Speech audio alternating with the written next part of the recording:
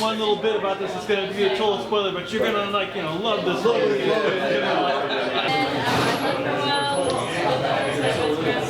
Two seconds and 1 second.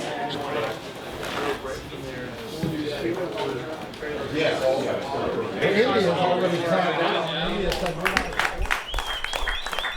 What we thought would be fun tonight is to, I know this will be a stretch, but imagine Jeff Tunn sitting at a bar talking to the people next to him. I know you're just going to have to open your mind a little bit, right? So we're going to have a bar stool conversation. I'm going to have to kick you out, Rondell. No worries. We're going to have a bar stool conversation up here about ransomware and ransomware protection. Now, I've got some questions that I'm going to be asking these guys, but we want this to be an open discussion, an open dialogue. Ransomware is on the top of everyone's mind. The threats have increased dramatically in the last several years, and we're going to talk some about that. So as we get positioned, you all get positioned, grab a stool. Just remember this is a hot mic here, so if you sit here, just... so grab yourself a seat, grab more food, grab another drink. We're going to get set up here, and we're going to rock and roll. All right, ransomware. As I mentioned, ransomware attacks have escalated dramatically in the last couple of years. From 2020 to 2021, they doubled. You probably know somebody that's experienced it. You probably experienced it yourself in one way, shape, or form. 66% of people surveyed says that they have experienced an attack in the last 12 months. 66%. It's hard to identify the culprits because they keep changing their names. The attacks are becoming much more sophisticated. State actors are heavily involved. We saw that with the Russian invasion of Ukraine and the uptick in attacks during that time, still going on. Hacktivists are there. And this is something that we learned about in the CIO network a couple of years ago. If you attended the cybersecurity event we did, that ransomware as a service, for $100 on the dark web, you can buy a ransomware attack. That's pretty scary. So I've got a question for the group. How many of you just would pay the ransom? I see a lot of heads shaking. No, you're not going to pay the ransom.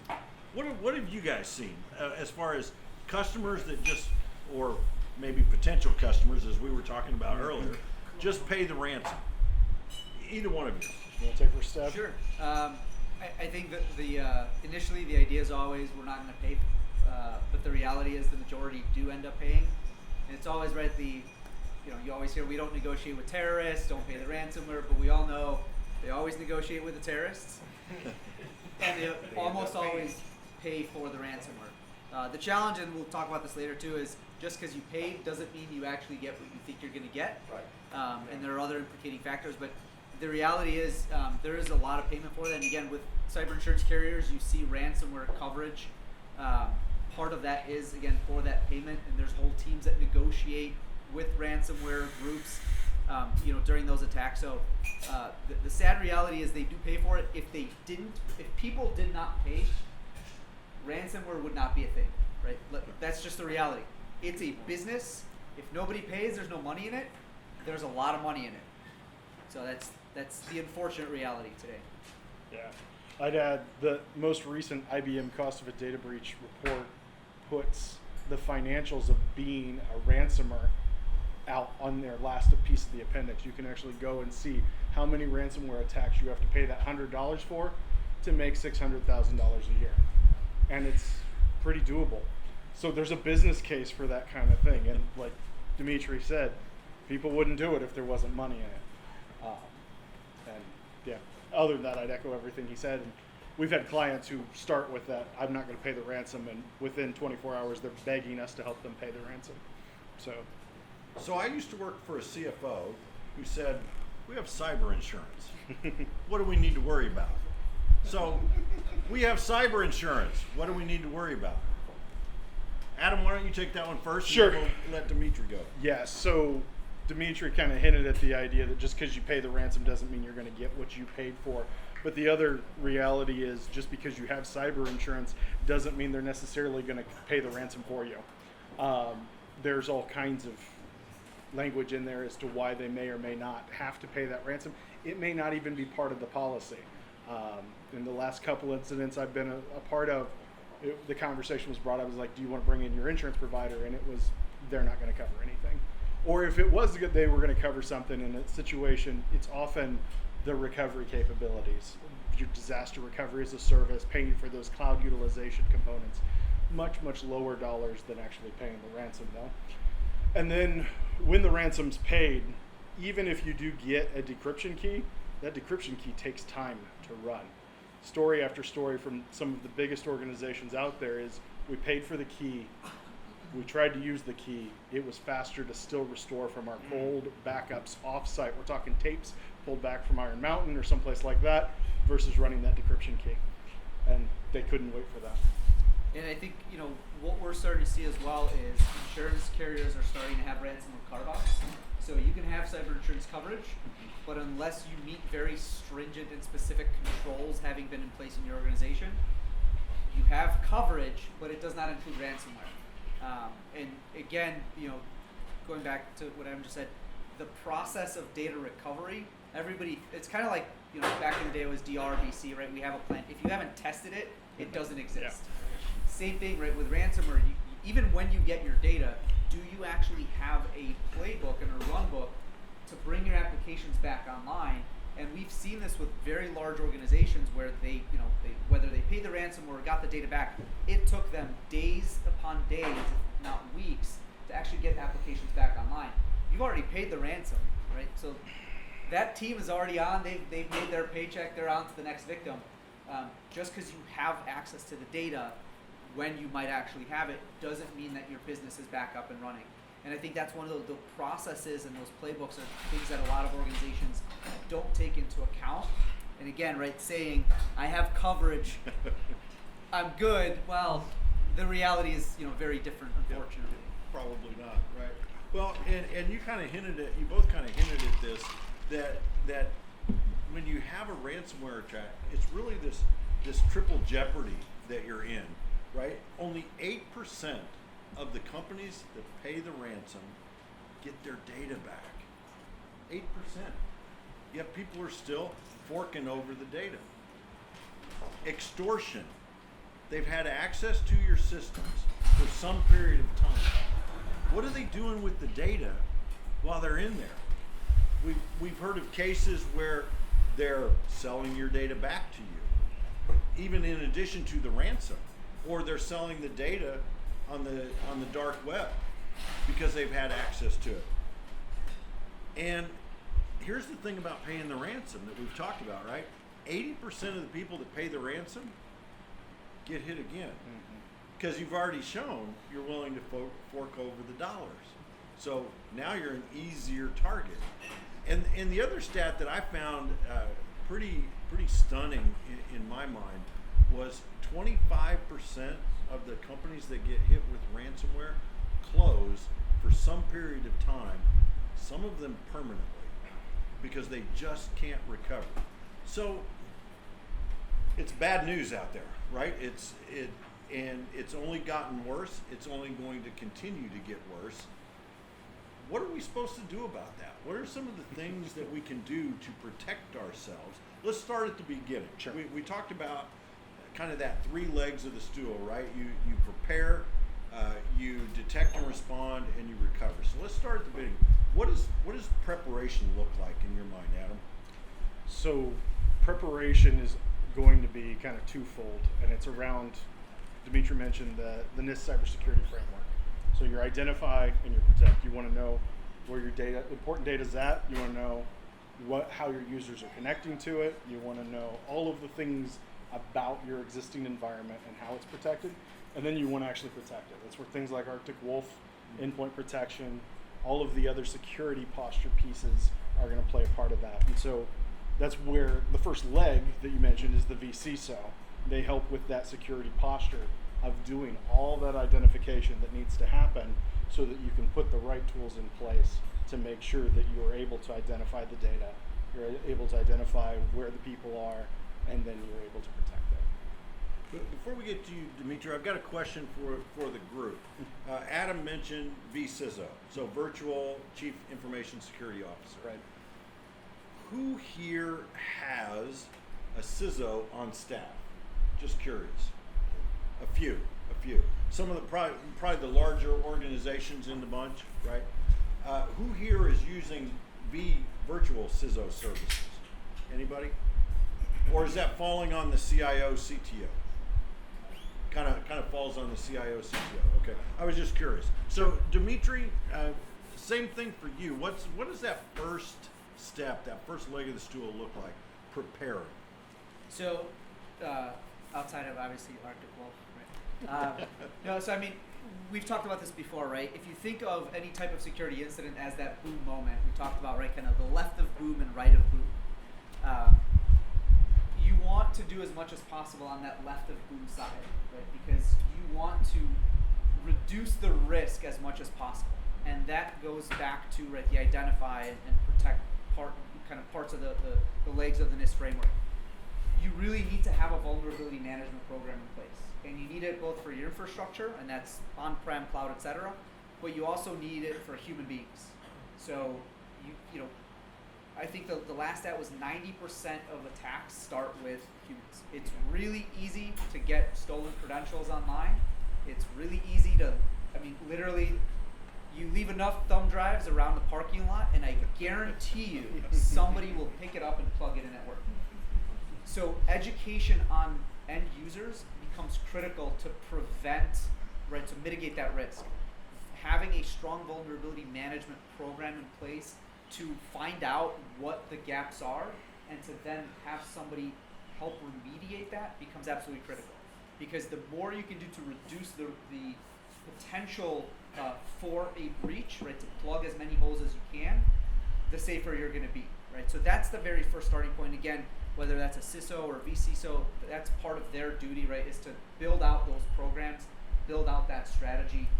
Again, obviously, you know, vendors like Arctic Wolf can certainly help with that, but that has to, you know, be a very strong focus of trying to prevent as much as possible through that identification component. First of all, I got to say, I love the phrase "left of boom, right of boom." Man, that just says it all about getting attacked, right? Dimitri, when you go into a client for the first time, what are some of the common challenges that you see? Yeah. And then Adam will come to you here in a minute. So it's interesting because there's a lot of common ones, whether we're talking to, you know, smaller organizations all the way to, right, very large, you know, 10, 20, 50,000 people organizations. And the human element is common across all of them. It is very, very difficult to hire enough security professionals, and it is more difficult to keep them once they've been trained on what to do. Because there's literally a 3-to-1 ratio of open cybersecurity positions to the amount of people that are able to fill those positions.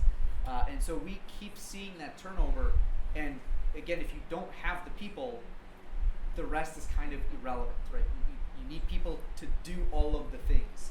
And then again, a lot of it is, you know, a lot of organizations have invested in really, really great tools, endpoint tools, you know, email protection, etc.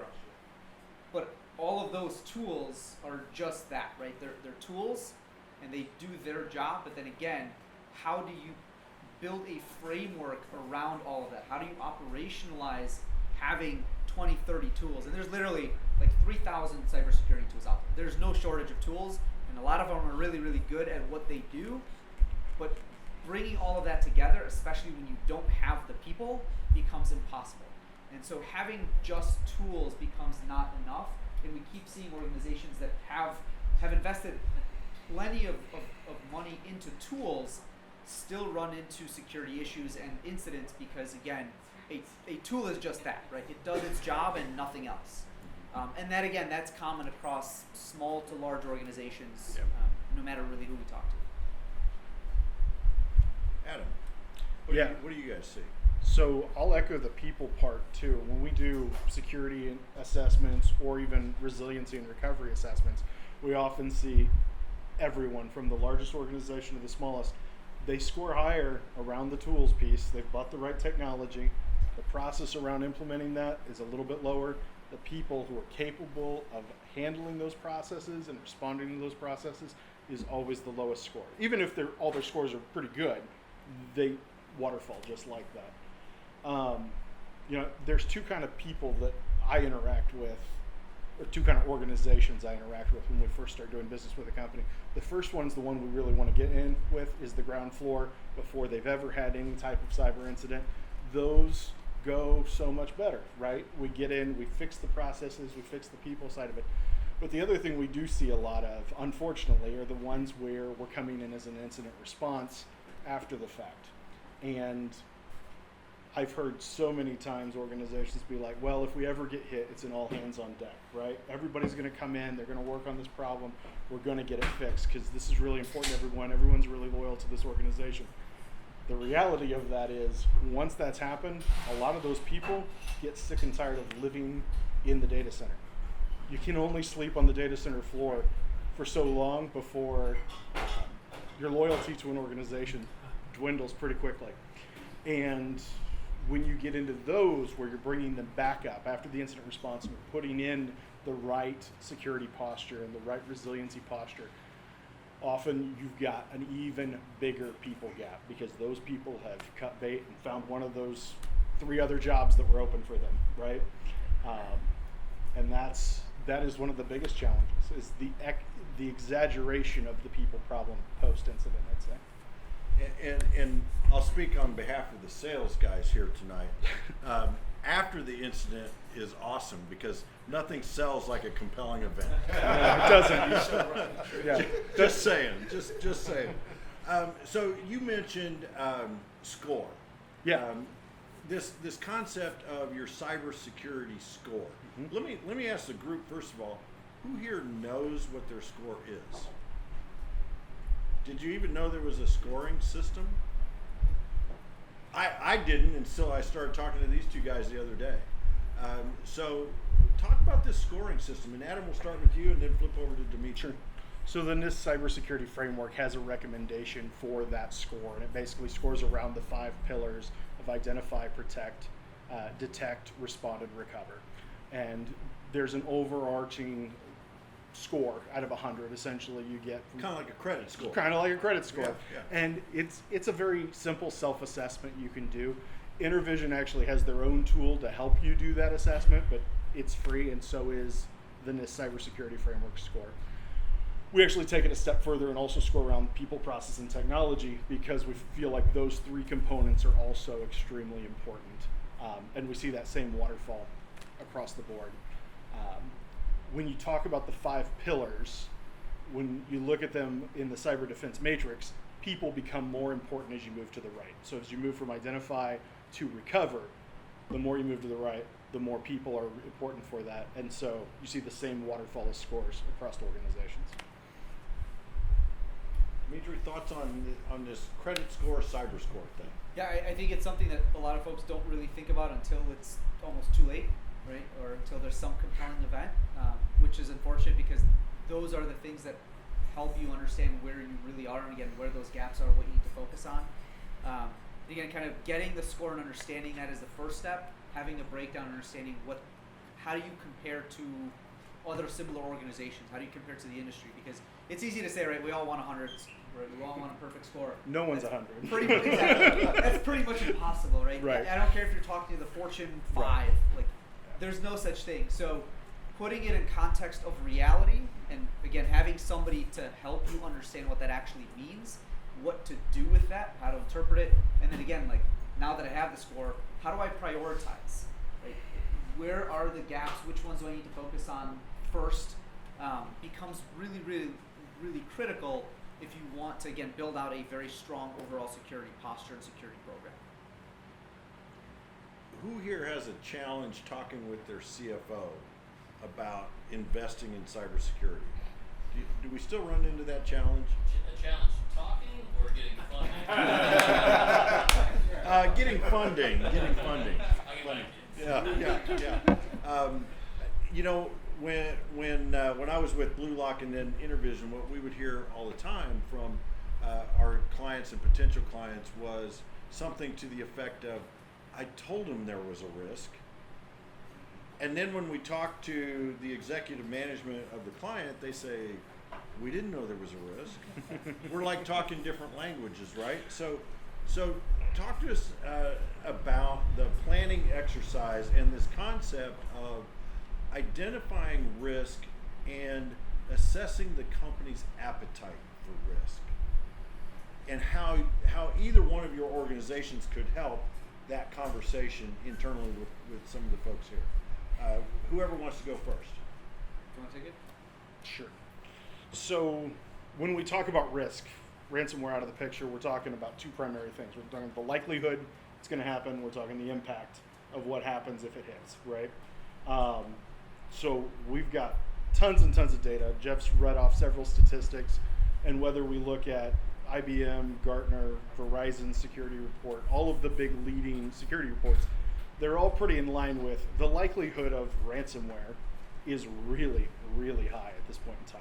The impact, when we look at the financial pieces, are really, really high. And we've now got really good data from the IBM cost of a data breach, which is I've referenced a couple of times, on specific industries in specific business sizes of what that looks like. And IBM's got way more data about this than probably anyone.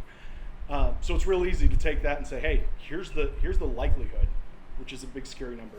Here's the dollar amount of when you get hit with that likelihood. So that's the case for change, honestly, right there. And that's kind of built into our cyber risk tool, because that's such an important part of that conversation to say, here's the likelihood, here's the impact, and here's the cost to prevent it, here's what we can do. And the numbers speak for themselves when you put them in front of the CFO. Yeah, I'd echo that, right? I mean, again, just a couple more stats. I think it was either Verizon or IBM or sub 500 employee organizations. The average cost of a breach is $2.8 million. Yep. It takes 2.5 days for the majority of organizations to lose profitability. 2.5 days of loss of access to data, which is shorter than pretty much every ransomware attack.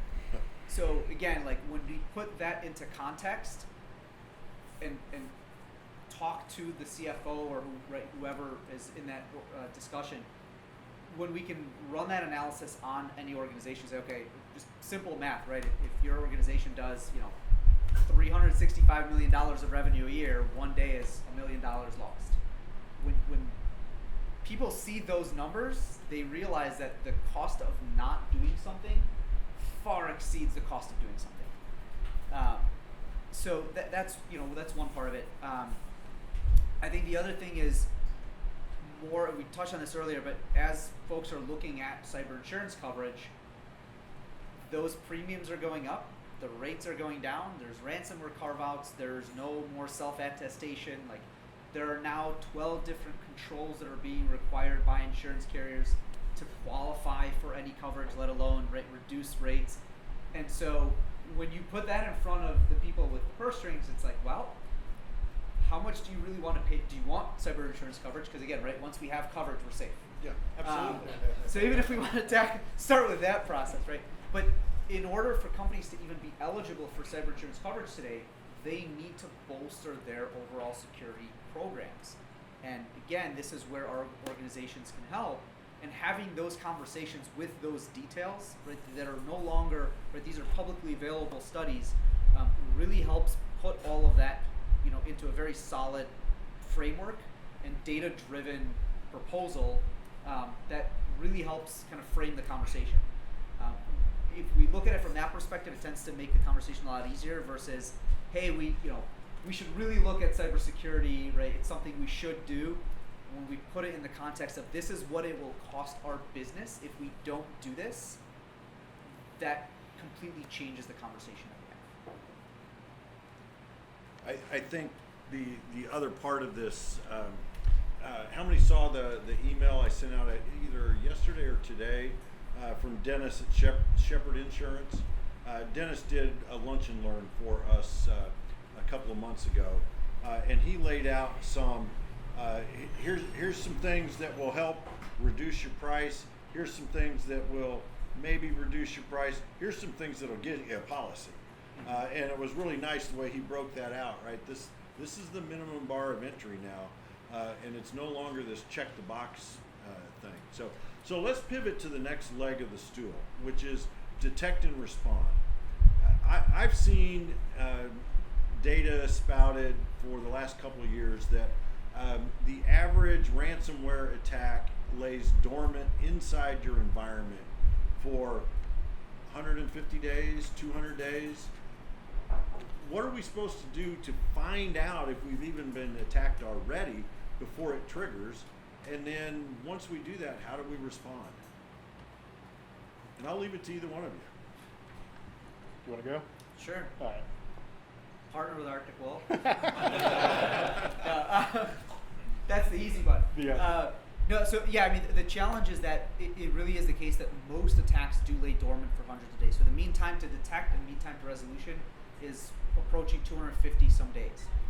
So that's literally somebody is in your environment, going out across your entire infrastructure, all of your assets for 2/3 of a year, and you have no idea. So now imagine that moment comes when they want to strike. That's a lot of time that they've had to research what's going on. And so again, I think it goes back to the tools, the process, and the people needing to be in place to be able to detect things early on, right? And again, having just tools, it might help, but it's not really going to fix things. A lot of these organizations that have had breaches, they've had tools. There's no shortage of tools. But what they didn't have is the proper processes in place and the operational framework in place to actually deal with that, right? For Target, pretty big organization, hundreds upon hundreds of security engineers. Why did they get breached? Because they had an inbox rule for all their alerts. They had all the tools you can think of, but what they didn't have is, again, right, that the process and the framework and enough people to deal with it. Well, we all know how that ended. Right? So there are many, many stories. And again, these are like massive, massive global organizations. When you put that into context of the rest of us, that becomes pretty scary. And so, again, this is where organizations like Arctic Wolf can come in and help by putting in that full operational framework and platform in place to help you detect. Because again, if somebody ever tells you that if you focus on the left of boom, that you can plug every hole and you can be 100% safe, stupid or lying. That's the only two things that it could be, because there's no way to guarantee that you will not be breached. We can absolutely reduce that risk and do as much as possible to reduce the risk, but again, it takes that one person plugging in that thumb drive or clicking on the wrong link or doing a myriad of other things to create that incident. And so having the tools, the people, and the processes in place to detect that very quickly and to respond and remediate becomes absolutely critical if you don't want to be in a position where folks are sitting there for 200 plus days and getting access to anything and everything. Anything to add, Adam? So, two things. The most recent Verizon database, the security investigation report, basically showed that what they call dwell time, that time they're in the environment, has actually gone down since last year. It's still over 100 days. But they attributed that to the fact that the attacks are getting easier. And so they also tracked the number of steps that an attack takes once it's in the environment. And in like over 99% of the attacks, it was 3 steps. Literally, once they're in, do these 3 steps and take it all down. And they've gotten so good and they've gotten so fast that when those holes are found, they can do it so much quicker. The other story I'll just kind of sharing some examples around that dwell time. We've seen clients too who get overconfident, where an organization has a single machine taken out by someone poking a hole, right? Saying, hey, testing this out. And it's the same kind of thing over and over. And they get, hey, we got this under control. We just re-image that machine, throw the old one away. Not a big deal. Well, they didn't have the detection and the protection up front, knowing where their vulnerabilities were, because there was someone actually active in that environment poking those things over and over, testing their response. And then over the holiday, when nobody was there, when nobody was monitoring the email, everything goes down. And they didn't need help because they were really good at re-imaging those individual boxes, right? They'd been hit by ransomware several times. But then the day comes, 3-day weekend, boom, they're down. And suddenly they realize they didn't have anyone watching that. Which goes back to what you were talking about earlier about the people. Yes. When an attack happens, they may or may not be there. Right. Right? Well, and that's most of the attacks happen Fridays Yeah. after work, before a long weekend or a holiday. Mm-hmm. They're out at the Indy 500. Literally, watching our race. teams Yeah. brace Right. on those days before holidays. They're superstitious, even probably a little bit about it. Yeah, I think they are. Yeah. I would say that's true. So if it really kind of blows my mind a little bit that the image of a ransomware attack is Jeff sitting at his laptop and he gets this email and he clicks on the link and all of a sudden his screen goes dark and it comes up and says, ha ha ha, you've been attacked, pay $8 million in cryptocurrency or whatever it is, right? But that's not the way it's happening anymore. It may inject them into the system, but they then wait and they watch what's going on. And how are we supposed to find them in there once they're in? You got to have eyes on the screen, right, to be able to do this. What are the processes Yeah. look like? You want to take processes? Sure. All right. So part of it is you have to have visibility across anything and everything, right? So again, you need to have the tools and the processes and the people, right? It's always going to be that three-legged stool that have visibility over your network, over your endpoint, over your MFA, over all of the things in your environment, because not being able to put all of that together is going to lead to somebody getting through, right? Side story, we had a client that somebody goes in and waits.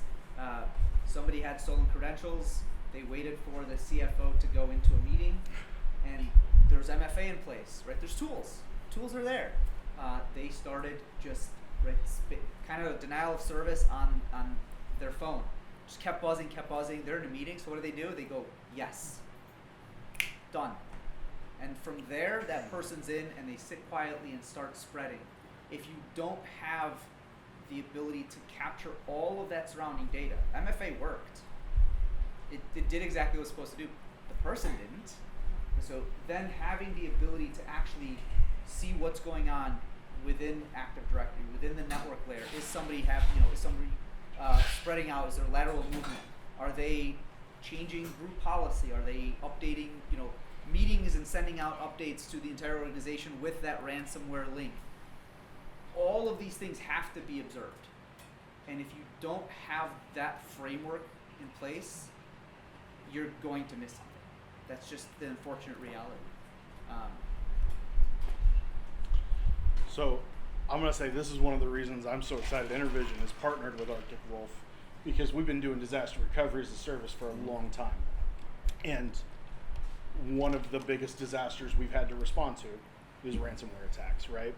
And when you have to respond to a ransomware attack and recover an environment and make sure it's clean in that environment without security tools that can look at what the user accounts are doing, look at what's happening from all of the normal versus abnormal, and you're trying to identify that from whatever monitoring the client has in place, it's incredibly difficult. It's incredibly time consuming.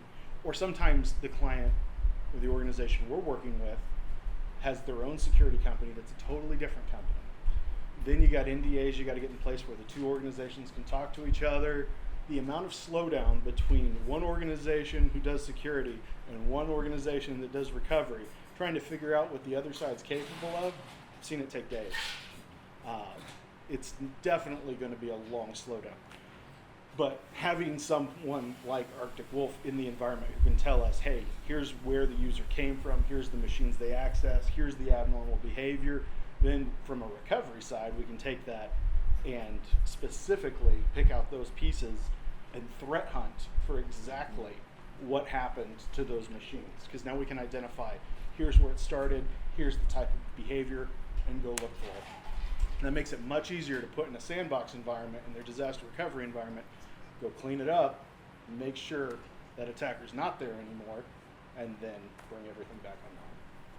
Well, and Adam, you mentioned recovery. It's almost like you read my script or something, because that's actually the third Sorry. leg of this. No. Jeff, before you go too far, Yeah. Dimitri brought up a good point about observability Mhm. and like that human monitoring of things that are coming in. I feel like that volume has gotten so great that we're going to need AI tools Mhm. that are going to hit in this area.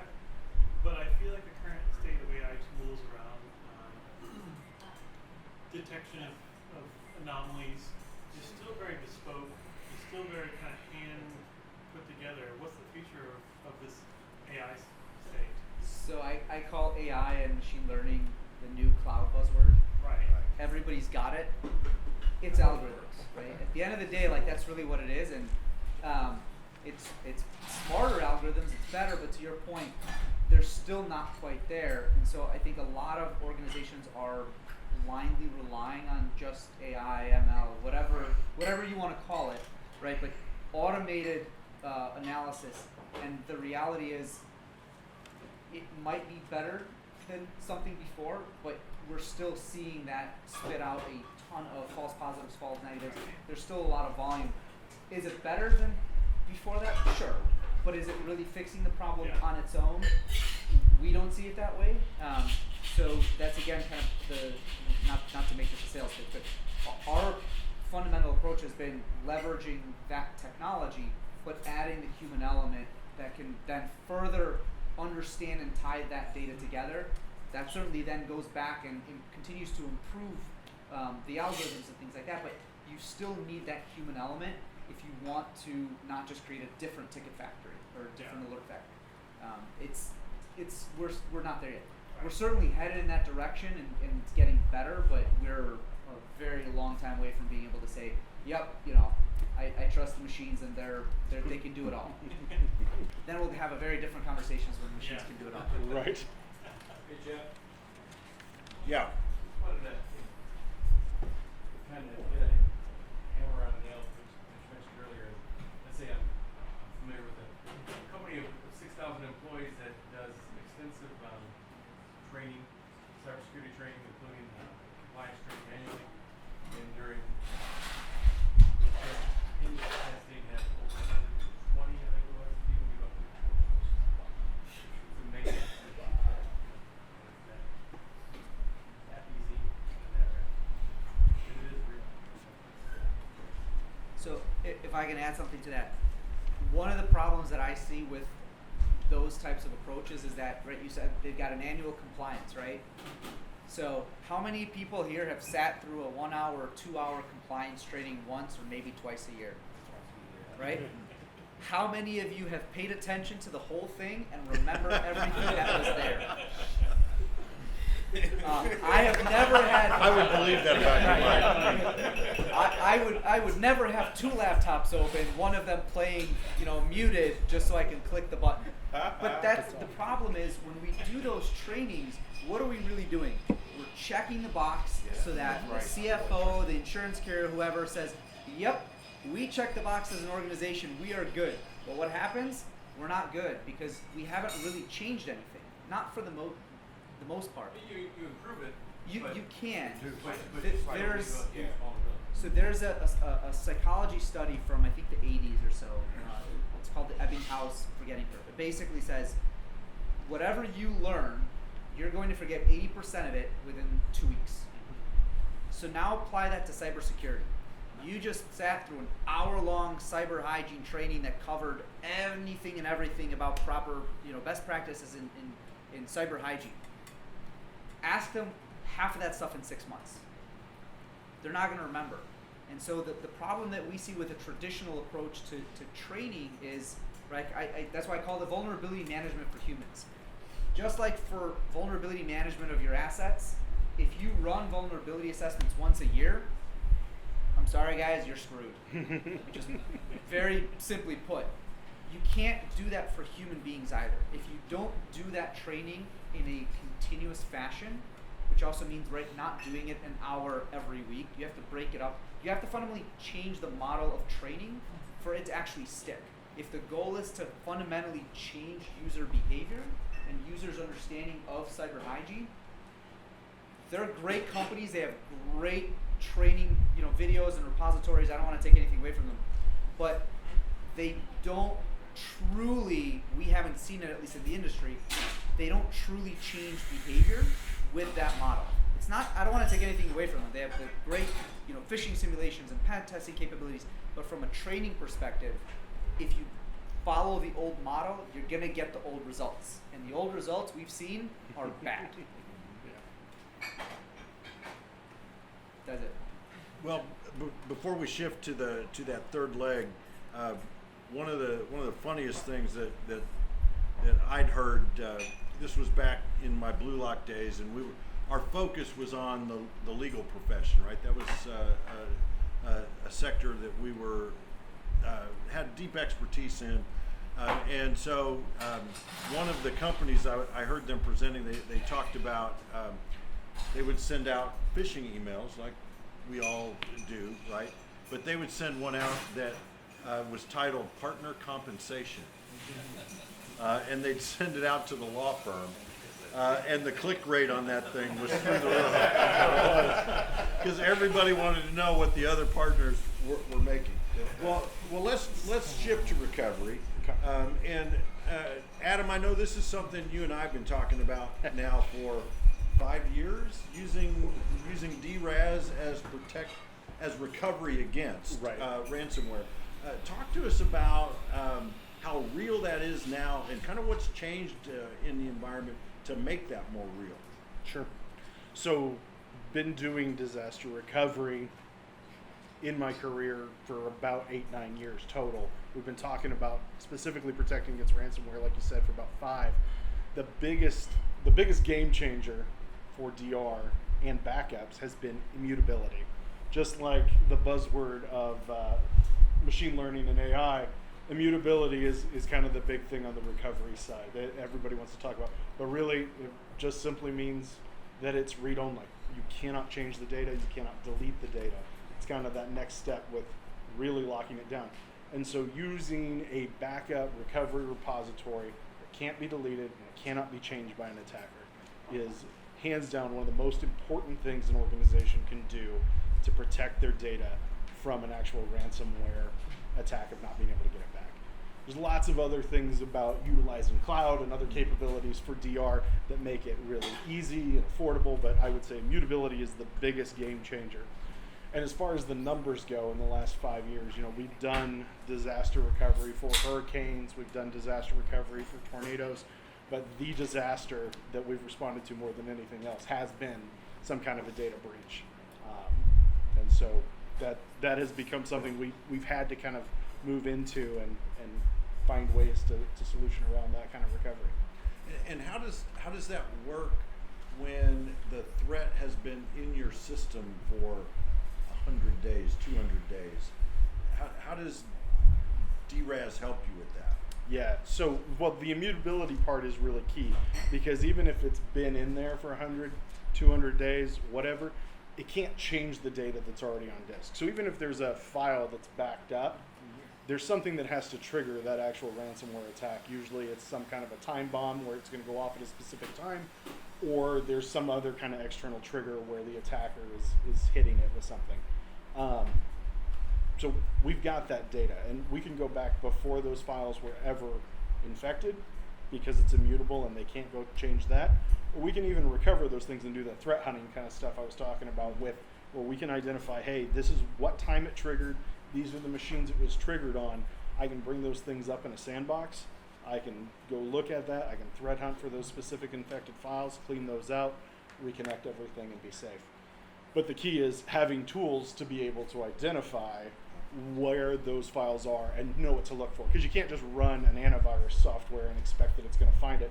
Otherwise, it would have found it probably before. So to use my new favorite phrase, you're right of boom, and you recover to the left of boom and find it before it booms.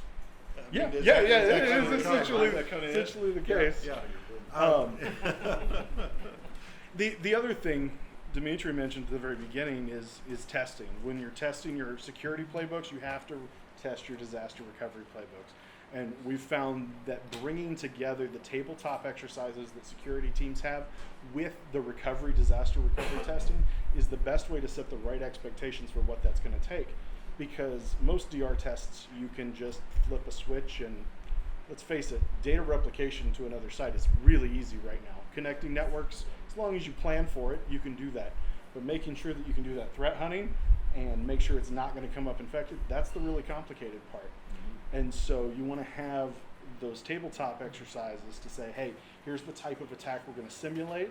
Let's take that all the way through responding to that attack and then recovering from that attack. And therefore we get into those sandbox scenarios. We show what kind of time that's going to take to do that threat hunting, and we build realistic recovery time objectives that are still going to be much, much faster than what you would ever get if you hadn't tested a solution like that. Well, one final question for both of you, and then we'll open it up to everyone else if they have questions. So we talked about this when we were preparing a few days ago. I've got backups. They're at Iron Mountain. They're immutable. Yeah. And I've got enough storage space in my data center to recover. What do I need this cloud thing or DRAS for? Why do I need this second site? Because when your data center is a crime scene, you can't recover there. There's 3 big reasons. One, law enforcement might get involved. If law enforcement tells you can't recover in your data center, you can't recover in your data center. We've seen the FBI get involved, lock it down. Secondly, your legal teams might want the forensic data that's on that to understand what happened from an attacker. Forensics is not fast, right? So your insurance pulls in that, your legal team pulls in that, forensics team is going to run on that, and you may have the space to recover, but most people don't have the space to recover and run production on the same storage at the same time. And so in those scenarios, you've got to have another clean spot. And so I mentioned law enforcement, I mentioned legal, insurance is kind of the third component there. So those 3 pieces are all going to play a part as to what's happening in your main production environment while you're doing the detect, respond pieces that slow you down from recovery. If while forensics going on, I have the data that I need to threat hunt, for that day or two that forensics is happening, that organization can be back up, cleaned up, and running. Forensics can still happen. When that's cleaned up, you just push the button and move it back. That's the easy part. So Dimitri, this kind of gets back to what we were saying at the beginning, is 25% of companies that have experienced attack have shut down. And it's probably these kinds of things. Is that what you are seeing with Arctic Wolf and some of the environments you've been in as well? Yeah, I mean, it's basically, right, if you don't have your data, there's only so long you can survive. You might have your data but not be able to do anything with it, right? Businesses depend on making money. If you can't make money, you can't keep the doors open. So very much so, we have seen, unfortunately, and this has been published in study after study, there's an ever-increasing number of companies that just have to shut their doors if they didn't take the proactive steps to, again, build in those processes and those frameworks to both prevent and then mitigate, respond to all the various cyber attacks and cyber risks. Awesome. Well, I'd love to open it up for questions. If anybody has some questions, we've got a couple right here in front. Jeff, I got one. We talk about the velocity of the attacks, the number of the attacks and all that, and the selling to the CFO. A lot of the organizations in this room are not the targets and the mega companies. When do you get to the point where you're telling the CFO is, okay, to protect this, it may be, it's almost like doubling their IT budgets. Are you guys dealing with that kind of thing? I'm just curious. Yeah. So I'll touch on the first piece if I can. Any organization that thinks that they're too small to be a target is wrong. Well, I know that. Yeah, everybody's a target. I just meant, can they afford to be in business these days if this model is getting so drastic? It really then becomes a choice of am I willing to risk shutting down the company Right. if I get breached? Because that's really what you're going to be faced with, especially for a company the size that you're talking about. Right. If you get hit, chances are you're done, right? So what is the cost of me shutting the entire company down versus the cost of investing into a proper cybersecurity framework and operationalize it all? I think there's an expectation that the cost is going to be significantly larger than it has to be. Okay. And again, there are ways where, there's a lot of things that you can do. You don't necessarily have to do all of them at once if there's not the budget for it all at once, right? Now, so kind of the way that we look at it is good, better, best. You're always going to want to do the best that you can, but good is still better than nothing. And that really is the conversation that we end up having with some organizations of the cost of you doing nothing is you having a very realistic expectation that you will be out of business, just plain and simple. Because the reality is, we've all heard the number of customers or companies that get breached. The reality is we expect that it's about 4 to 5 times larger. We currently, for now, do not have any legal requirements to report any breaches. That's going to change, right? We've heard that from the administration. We are going to require not only notification, but very short windows of notification. That's why I say everybody's a target. They just don't necessarily realize it. The cost of hitting somebody, if it's $100, I don't care if you're a Fortune 5 company. In fact, I probably am not going to target them. I'm going to target the smaller company that I know doesn't have the people, may not even have the tools. It costs me $100 to try. It's really not a large investment, but if I get through, that's it, right? And that's really the mindset that has to be in place of that risk profile and that ratio of cost or opportunity cost. I have a question, Dimitri. Can you comment on something we haven't touched on as much yet? One of the most alarming breaches that was in the public domain was SolarWinds. So breaches of trusted solution providers Yep. infiltrate many networks across healthcare, retail, defense, you name it. Yeah. So a lot of it now is right. Public There's a focus. sector. Yeah. So there's a focus on supply chain in general. So SolarWinds is a great example, right, of somebody getting into the supply chain, whether that's software or again, right, we see automotive. Right, somebody can be a physical supply chain, so somebody that is supplying the chain. The reality is that is a big focus, and again, depending on the industry, there's something called CMMC, Cybersecurity Maturity Model Certification. Basically, it is now anybody dealing with the government has to basically certify in order to maintain any contracts that they've gone through and applied this model to try to limit or prevent as much as possible that supply chain approach.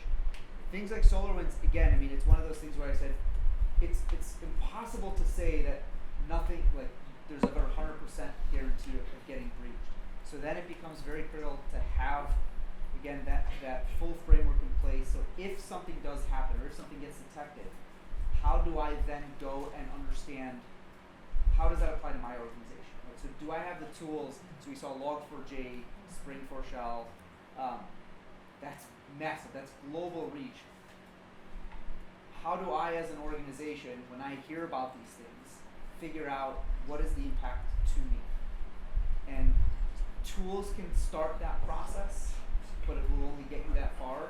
Again, I think it goes back to having that three-legged stool of technology, process, people, to be able to understand in those situations that are very far-reaching, whether it's Exchange Zero Day, SolarWinds, Log4j, Spring4Shell, any of those massive attack vectors.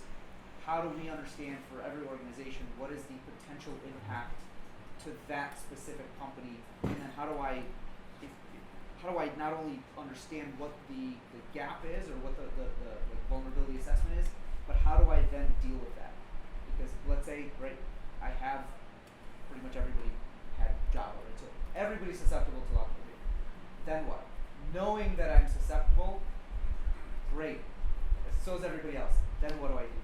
And that again requires the tools, the processes, the people to then say, okay, this is how I can deal with that. This is how I can understand whether kind of forensics or threat hunting, has something actually transpired, right? Having the ability to potentially go back in time and look at data output of all of your infrastructure tools, et cetera, to see, okay, the new indicators of compromise that are now known from something like SolarWinds, we didn't know that it was something back then, but if we re-look at that data, can we now detect that indicator of compromise?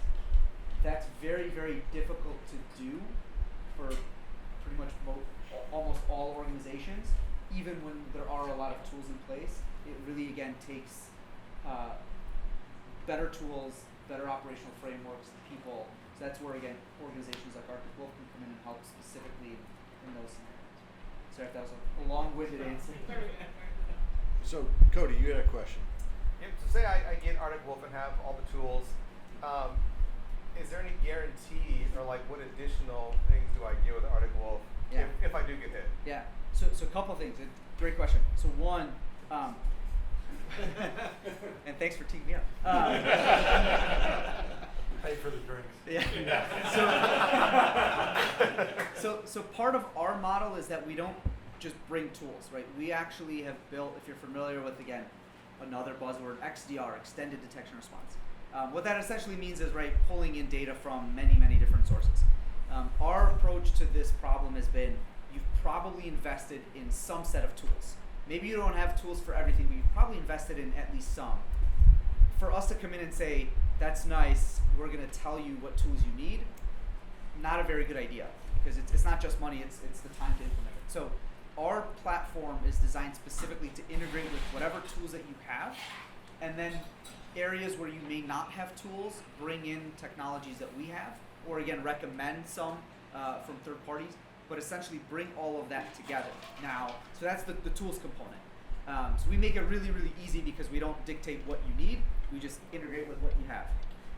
On the guarantee, so we actually have something that's very unique in the industry. We actually believe in our platform and we put our money where our mouth is. So we have what's called it's a security operations warranty.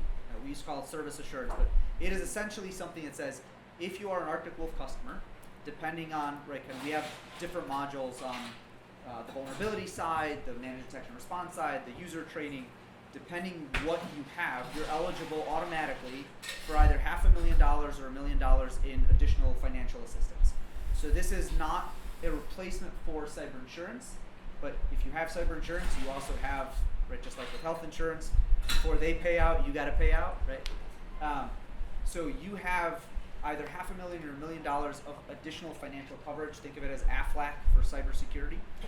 So if something does happen, we stand behind our solution and will help financially to cover costs associated with business email compromise, ransomware, et cetera, et cetera. But that's, we don't have like, hey, you need 10,000 endpoints, or there's no games, there's no gimmicks. It's, are you a customer? Yes. What modules do you have? That determines essentially how much coverage you have. Very straightforward, very streamlined process. And Intervision does something similar with recovery, ransomware protection as a service, is that right? So the 3 tiers we talked about, the virtual CISO, the managed detection and response pieces that Arctic Wolf brings, and our disaster recovery backup as a service components. When we bundle all 3 of those together, we have the most comprehensive list of service level agreements for incident response to that. And there is not a limit on that. It is we put in an incident coordinator, we put a security team, we put a recovery team on getting your business back up and running. So again, we believe in our products, we believe in our partners. We're going to get you back up into that disaster recovery environment if necessary, or back in your own environment with whatever it takes. So. Excellent. Well, I want to thank both of you for spending time with us here on the Barstool Conversation. So a round of applause for these 2 guys. Thank you. And my favorite words, other than drivers start your engines, is the bar's open. So help yourself. If you have additional questions for Adam or Dimitri, they will be around here for a while. And enjoy yourself, and thank you very much for coming out tonight. Thank you. Thank you.